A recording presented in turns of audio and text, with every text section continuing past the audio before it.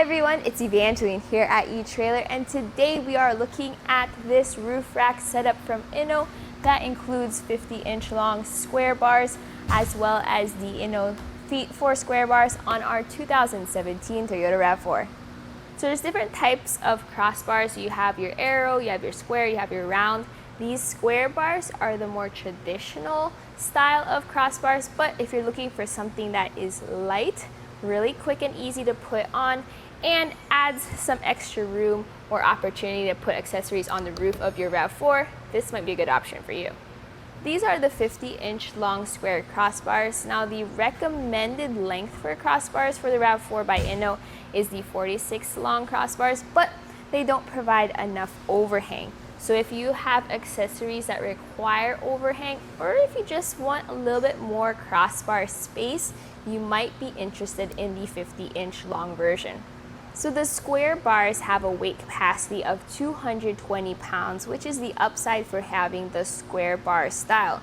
Now you are limited though by the roof weight capacity. So whenever you have this loaded up, make sure to count the weight of your bars, the weight of your accessory, maybe the weight of your cargo, and add that all up and follow whichever is lower, whether it's your roof weight capacity or your square bar capacity.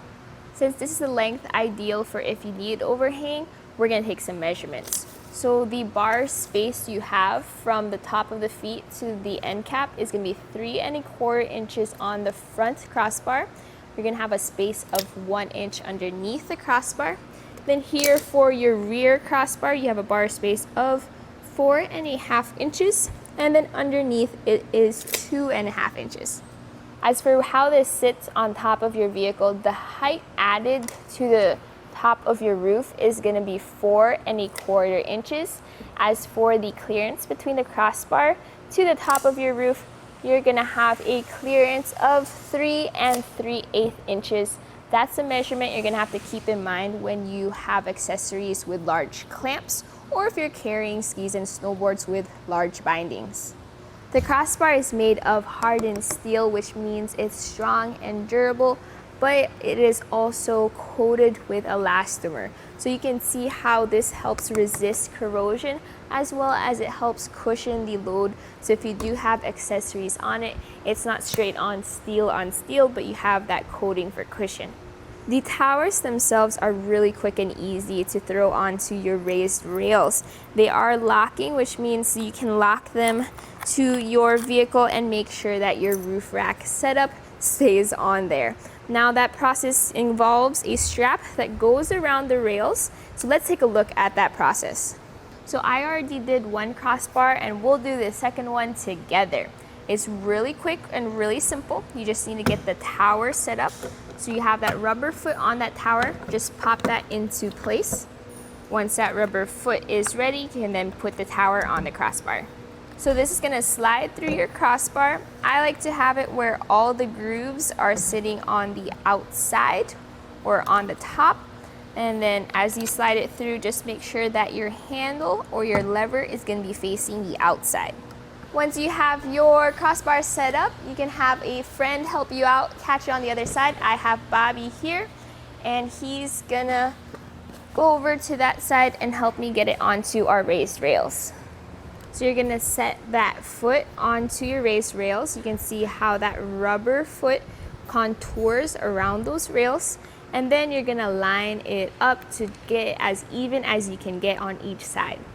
So it's gonna be up to you to get them lined up. What I do is I measure from one point on the raised rails to the middle of the crossbar, and then from that point we go center to center just to see our crossbar spread.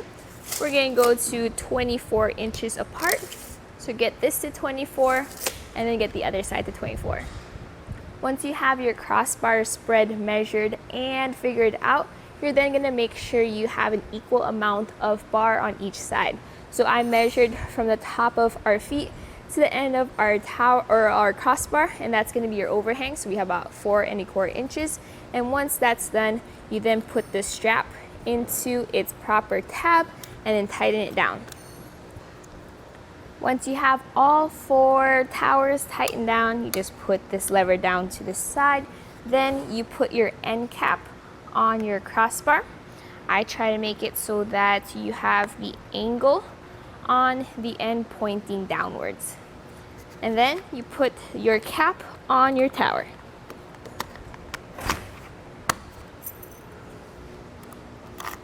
Now these are locking caps, so you can then get your keys and then lock them into place. And that's it for the install. My final thoughts about this roof rack is I do like how quick and easy as well as how light this system is.